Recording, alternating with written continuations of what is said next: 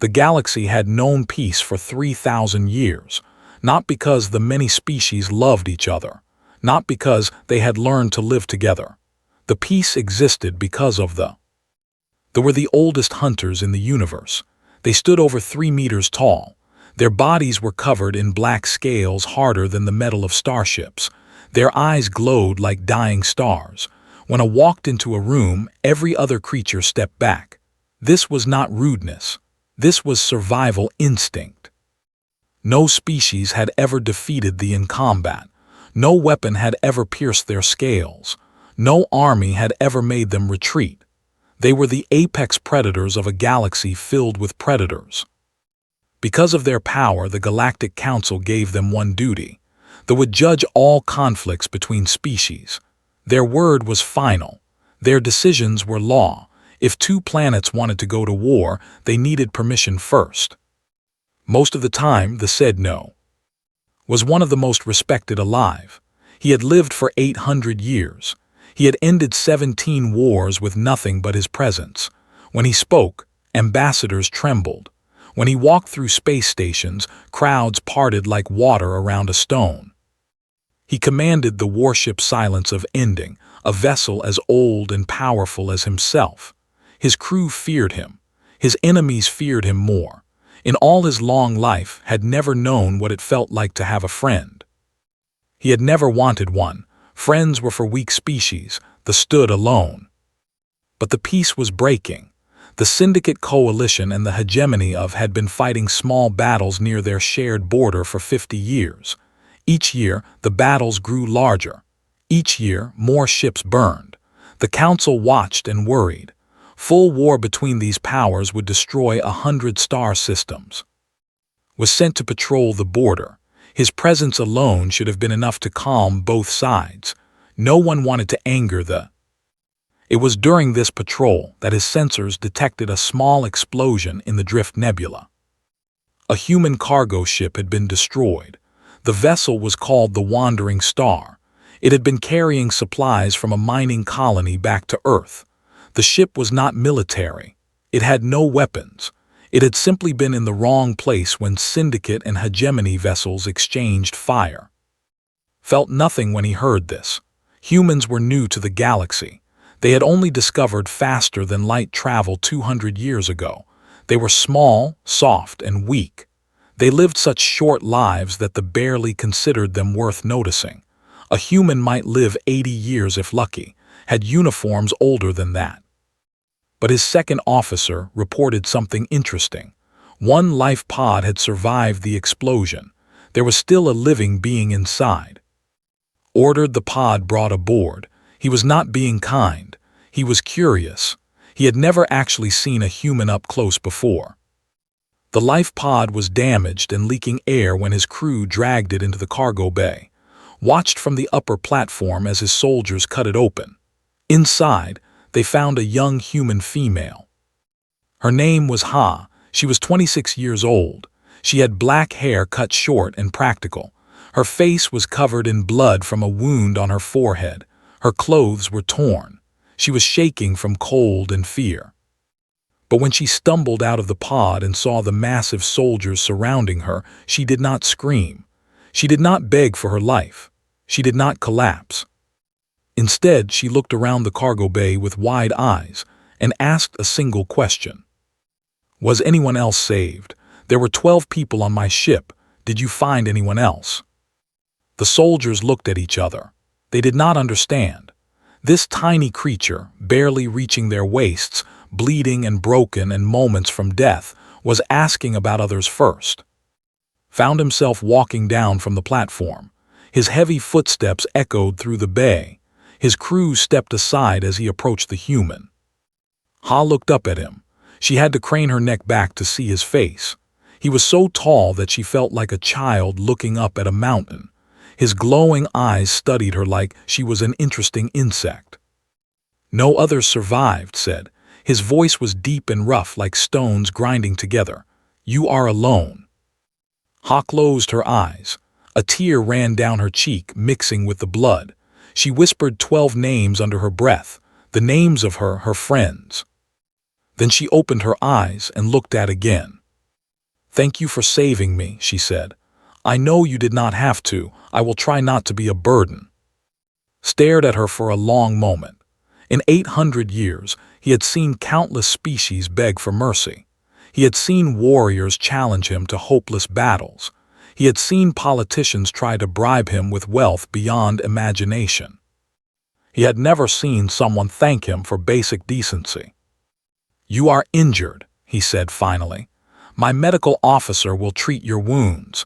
You will stay aboard until we can deliver you to a human station." Ha nodded.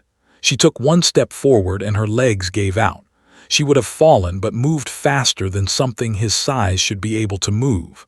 He caught her with one massive hand. For a moment, they stayed like that. The greatest warrior in the galaxy, holding a wounded human girl like she was made of glass. "I am sorry," Ha whispered. Her eyes were closing. The blood loss was taking her. "I am usually stronger than this." Looked down at her. She weighed almost nothing. He could have crushed her without effort. She was the weakest being he had ever encountered. But something in her eyes, in her voice, in the way she had thought of others before herself even when facing death, made him feel strange. It was a feeling he did not recognize. "Rest," he said, and his voice was softer than his crew had ever heard it. "You are safe now." Ha smiled just a little and passed out in his arms. Carried her to the medical bay himself. His soldiers watched in silent shock. The commander did not carry things. The commander did not show concern for weak aliens. The commander certainly did not look at anyone the way he was looking at this small, broken human. Something had changed. None of them understood what it was. But the galaxy would soon find out. Ha woke up 3 days later in the medical bay of the silence of ending.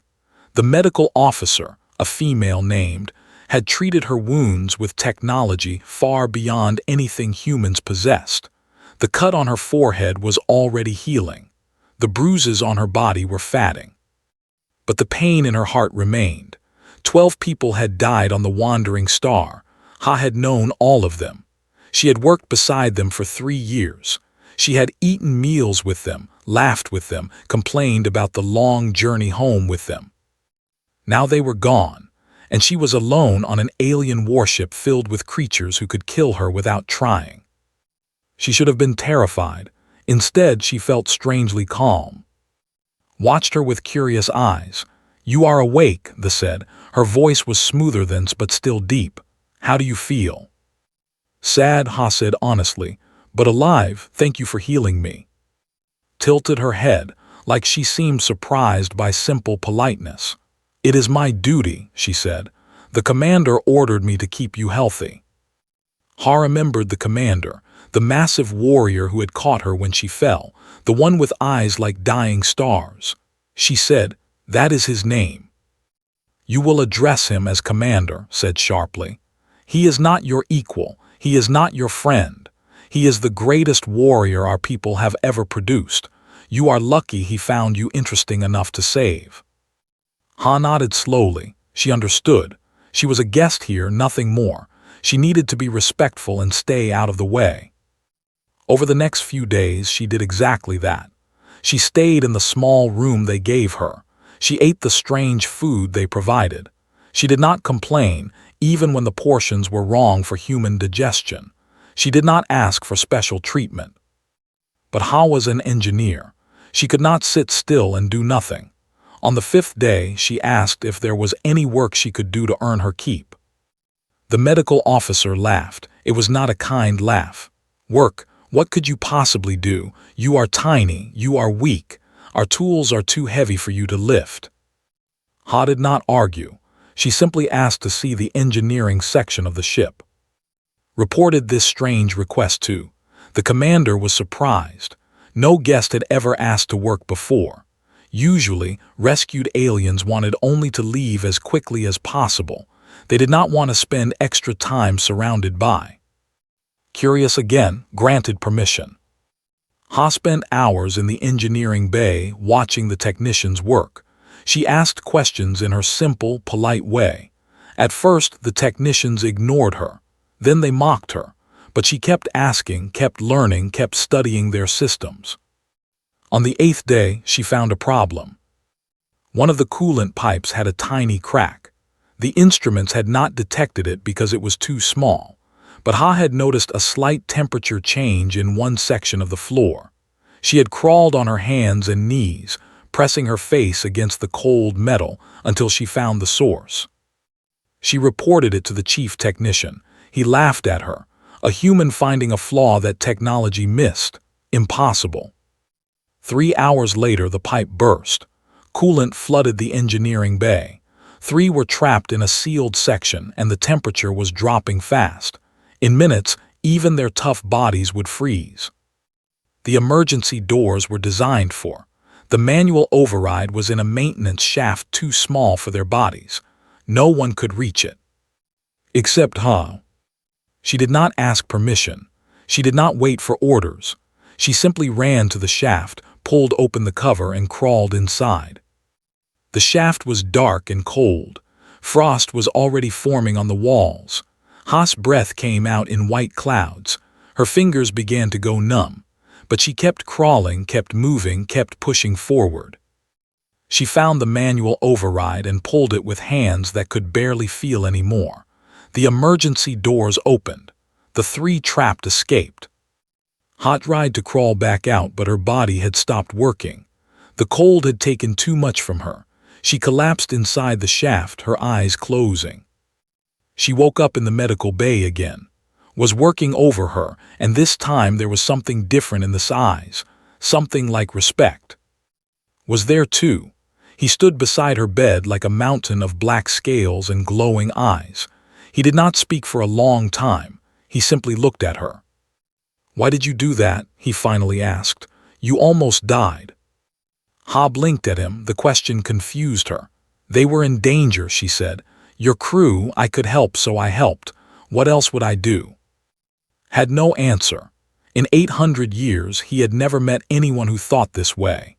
His own people were strong, but they were not selfless. They helped each other because it was practical, because survival demanded cooperation. But this human had risked her life for who had mocked her, ignored her, treated her like an insect. She had done it because it was right. From that day forward began visiting Ha regularly. At first, he told himself it was to check on her recovery.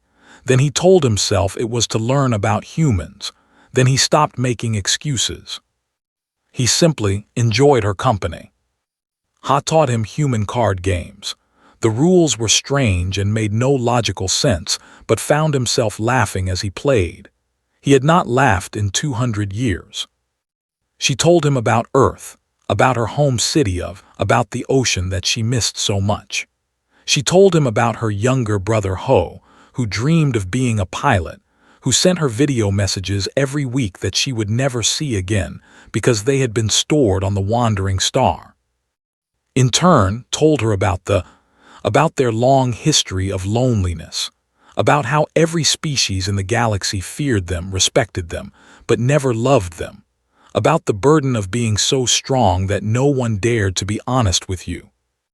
"It must be hard," Ha said one evening, sitting on her bed while sat on the floor to be closer to her height, "being so powerful that everyone is afraid of you." Considered her words. "I have never thought of it as hard," he said. "It is simply how things are." But do you ever wish someone would just talk to you? Not because they are scared, but because they like you. The question hit like a physical blow. He stared at her for a long moment. "I did not know I wished for that," he said slowly, "until you started doing it." Ha smiled at him. It was a small smile, warm and genuine. No one had ever smiled it like that before. He found that he wanted to protect that smile. He wanted to keep her safe, keep her happy, keep her talking to him in her simple, honest way. He did not understand these feelings. They were new and strange and somewhat frightening. But for the first time in 800 years, was not alone. And he never wanted to be alone again. News traveled fast in the galaxy. Within weeks, every major power knew that Commander had a human living on his ship. They knew he visited her daily. They knew he had begun teaching her history and language. They knew that the greatest warrior alive was spending his free time playing card games with a creature half his size. Some found it amusing, some found it strange. One person found it useful. Was the Syndicate Coalition's chief ambassador. He was a species known for cunning and cruelty. His skin was pale blue and his eyes were yellow like a snake. He had spent 30 years climbing the political ladder, eliminating rivals, making deals in dark rooms. He wanted war with the hegemony. War meant profit. War meant power. War meant opportunity. But the stood in his way. As long as they remained neutral arbiters, they would never allow full-scale conflict, needed to remove them from the equation. When he heard about the human, he saw his chance. Traveled to the neutral station where the Galactic Council met. He requested an emergency session. When the representatives of 100 species gathered, he stood before them and made his accusation. "Commander has been compromised," declared. "He has allowed a human to live on a sacred warship. He has formed a personal attachment to this creature. He can no longer be trusted to judge fairly." The council chamber erupted in whispers. Some agreed with, some defended, but all of them were curious. What was the truth? Was summoned to answer the charges. Ha wanted to come with him, but he refused. "This is business," he said. "You would not be safe." But Ha was stubborn. She had learned that about herself during her time on the ship. "I am the reason for this problem," she said. "I should face it with you." Looked at her for a long moment. He saw the determination in her eyes, the same determination that had driven her to crawl through a frozen shaft to save his crew. He could not deny her. They traveled to the council station together. The council chamber was enormous, built to hold representatives of every size.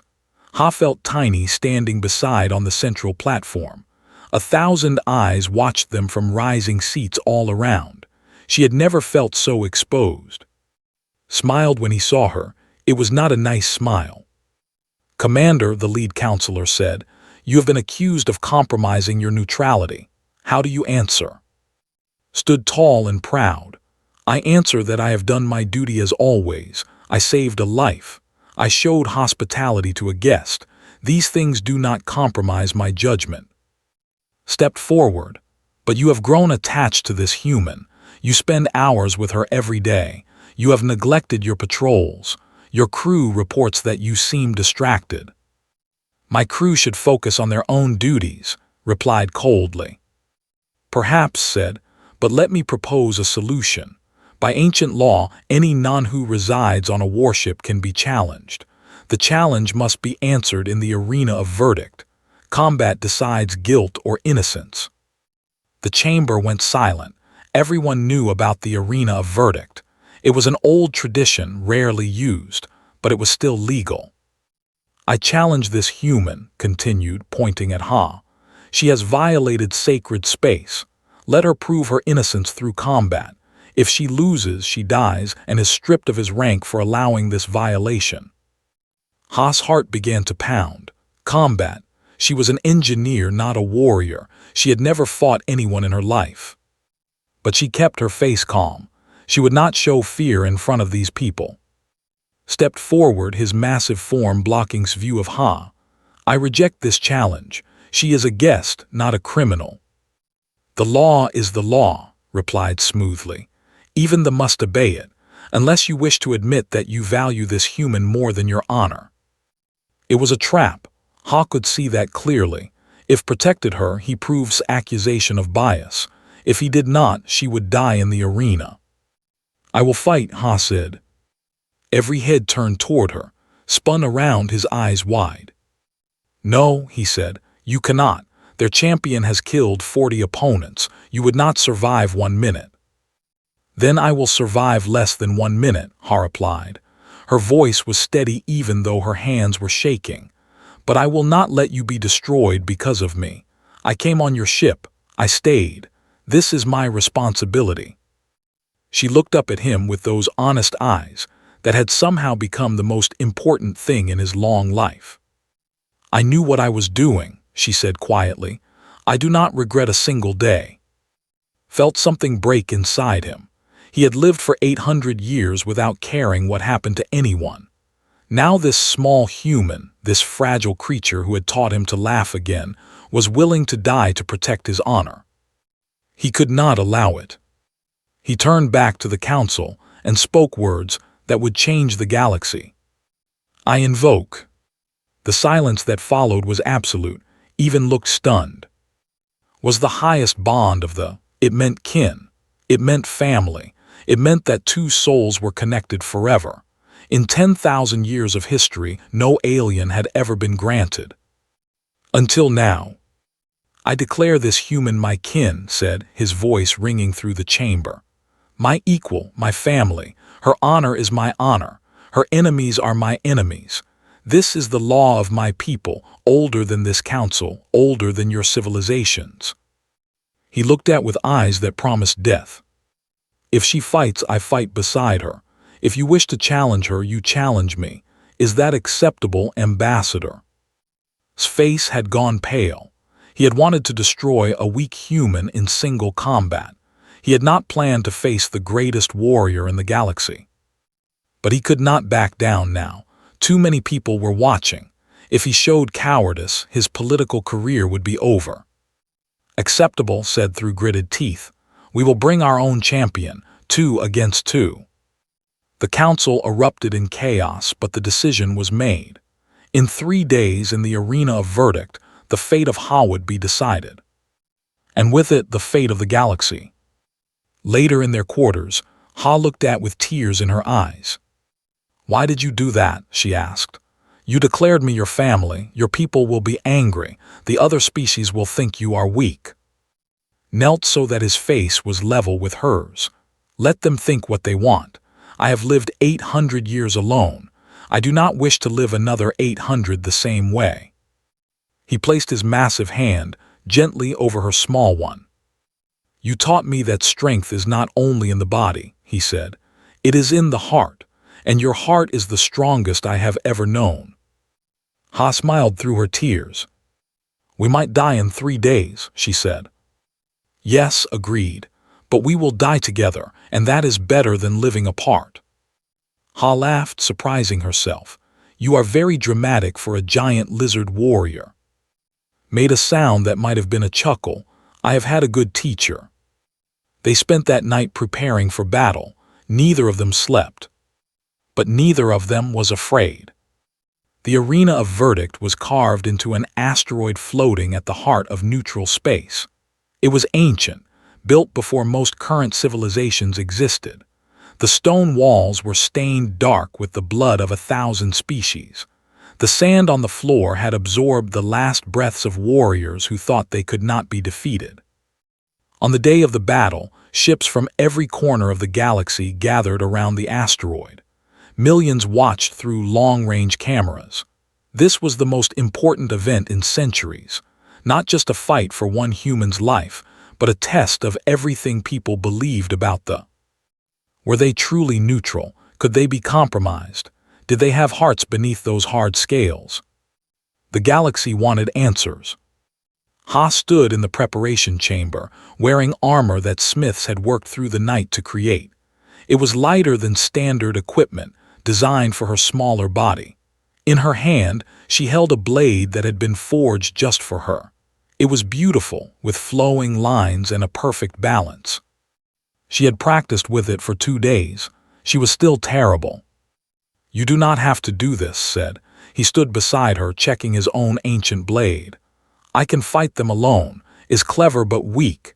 His champion is skilled but not unbeatable. 2 against 1 is not fair odds, Ha replied, even for you. Fair odds do not concern me. Ha looked up at him, this massive creature who had become her family.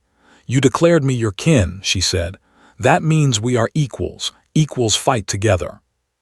Had no response to that. She had learned to use his own logic against him. The doors of the chamber opened. Light flooded in from the arena. The roar of the crowd hit them like a physical force. Together, they walked out onto the sand. The arena was circular. surrounded by rising seats filled with thousands of representatives from every species. Some cheered, some booed, most simply watched in silent anticipation. Across the arena stood their opponents. The champion was named. He was tall for his species, with muscles like coiled springs beneath his blue skin. He carried two curved blades that had tasted blood many times.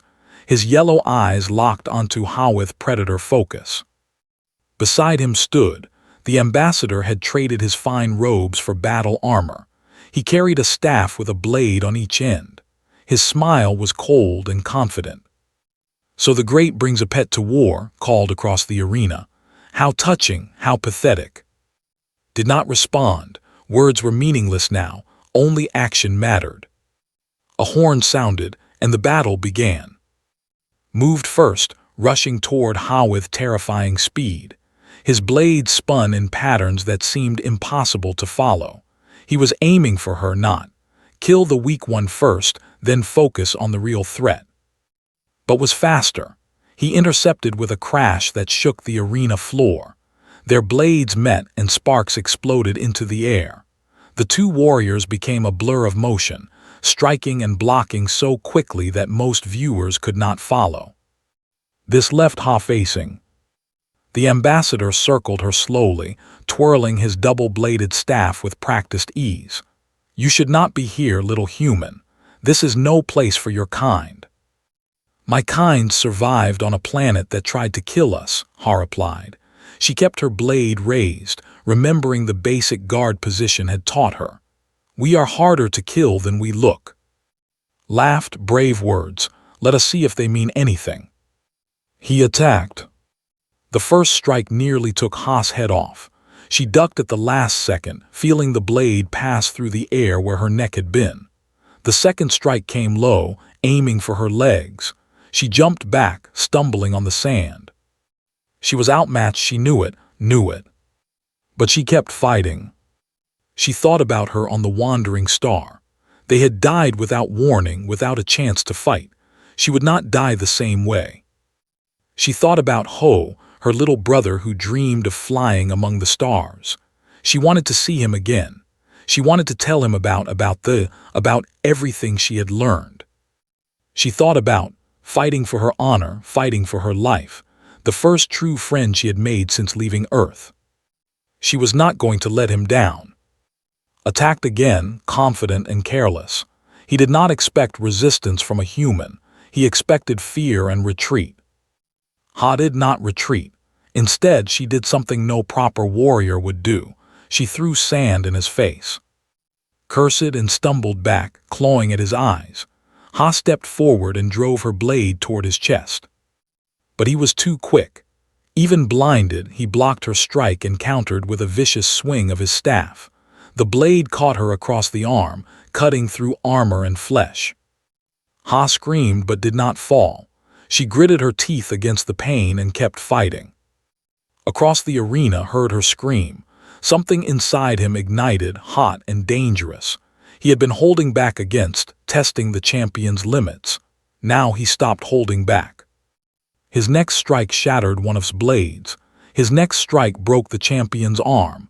His third strike took his head. The champion fell to the sand, dead before he landed. The crowd gasped in shock. Had been famous, undefeated in 40 fights. Had killed him in seconds once he decided to stop playing. But had seen his champion fall. He knew he could not win fairly. He had planned for this possibility.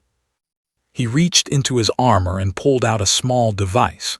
It was a neural disruptor, a weapon so dangerous it had been banned by the council. One blast could destroy the mind of any creature, leaving them dead or worse. Ha saw him aim it at her. She was too far away to stop him, too slow to dodge. But was not. The greatest warrior in the galaxy threw himself between Ha and the weapon. The neural blast struck him full in the chest. The sound was terrible.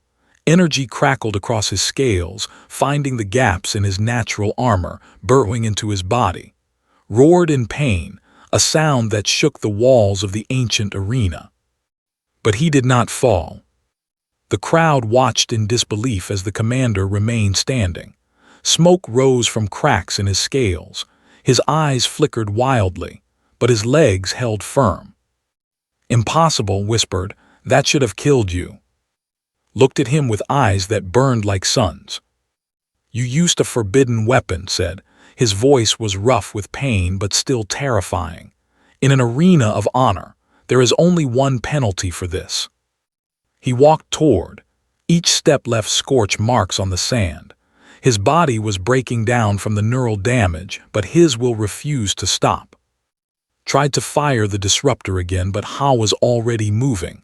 She threw her blade like it taught her, not at but at his hand. The weapon went flying. Turned to run, but there was nowhere to go. Caught him by the throat with one massive hand. "You have broken the law," said. "You have dishonored this place. You have tried to kill my kin." He lifted off the ground like he weighed nothing. "The penalty is death."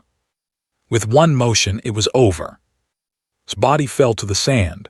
The arena was silent. Then collapsed. Ha ran to him, ignoring the pain in her bleeding arm. She fell to her knees beside his massive body, pressing her hands against his cracked scales. "No," she said. "No, no, no, you cannot die. We won. We survived. You cannot die now."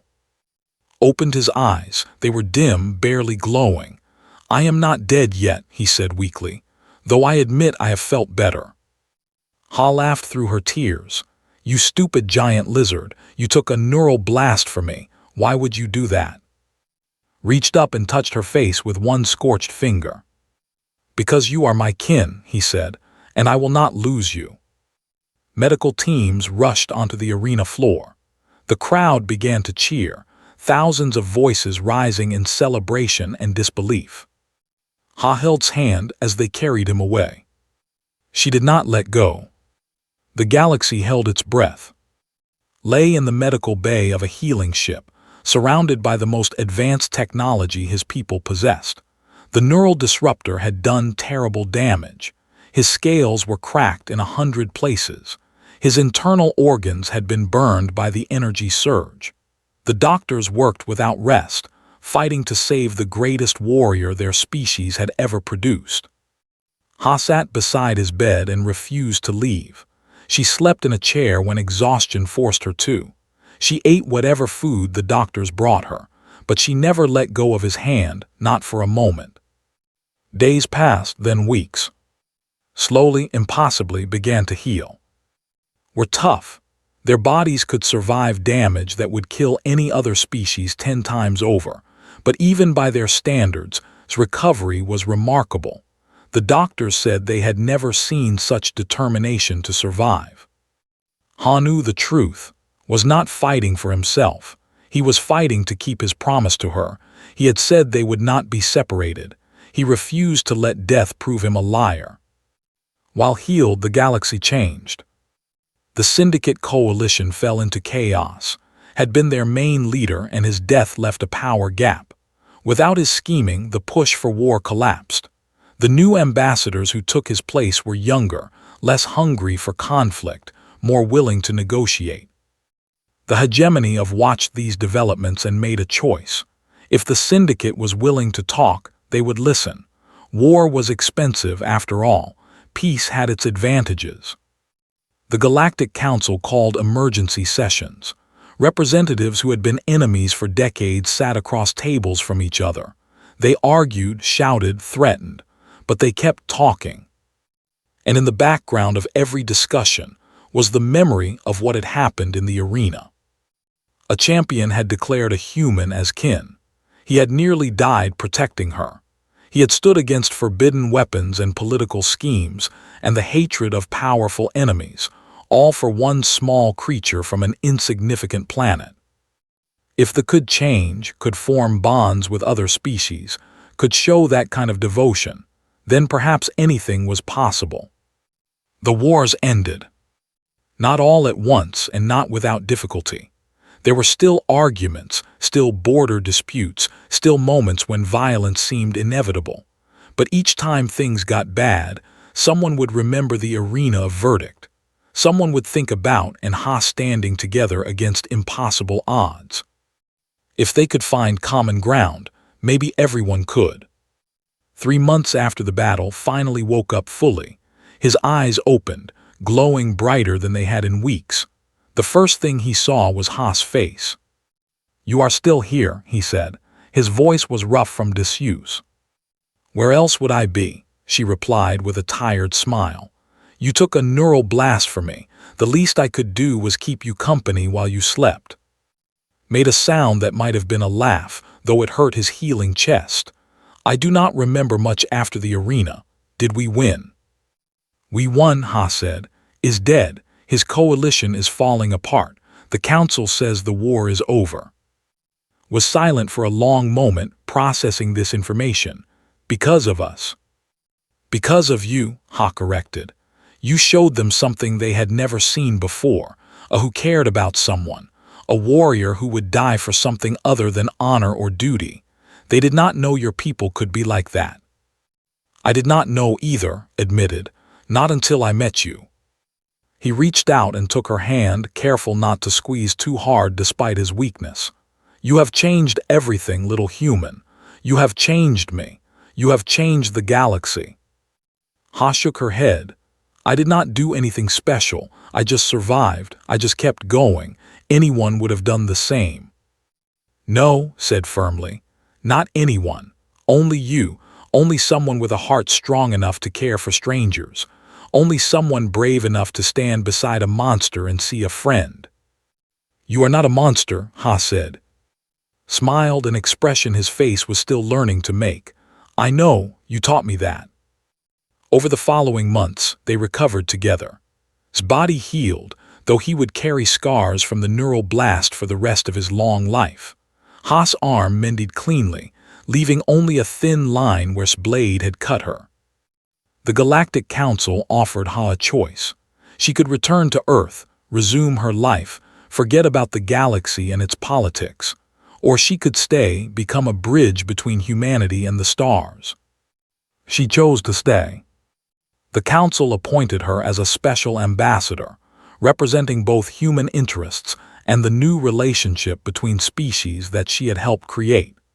It was a strange position for an engineer but she accepted it with the same quiet determination she brought to everything. Was promoted to voice of the council, the highest position his people could grant. He was no longer just a warrior. He was a leader, a symbol, a proof that his species could evolve. They worked together often. The galaxy had many problems that needed solving. Old hatreds did not disappear overnight, but having a human standing side by side at diplomatic meetings sent a powerful message. Change was possible. Understanding was possible. Hope was possible. 3 years after the arena of verdict, Earth opened its first embassy to the. It was a historic moment, broadcast across every inhabited system. Ha stood at the entrance of the new building, wearing formal robes that blended human and design. Beside her was her brother Ho, now a pilot commanding the escort wing that had accompanied her. He had grown up since she last saw him, taller and more confident, but his smile was still the same. "I cannot believe this is happening," Ho said quietly. "My sister, friends with the scariest species in the galaxy. My sister changing the universe." "I did not change anything," Ha replied. "I just made a friend." "You made a family," Ho corrected. "That is different." Approached them, wearing the ceremonial armor of his rank. He was still massive, still terrifying to anyone who did not know him. But Ha saw the warmth in his glowing eyes, the slight curve of his mouth that she had learned to recognize as a smile. "Are you ready?" he asked her. "Ready," she confirmed. Together they walked through the embassy doors. Cameras flashed. Reporters called questions. Diplomats from a dozen species watched and whispered. But Ha was not thinking about them. She was thinking about the wandering star, about the 12 people who had died in a meaningless attack.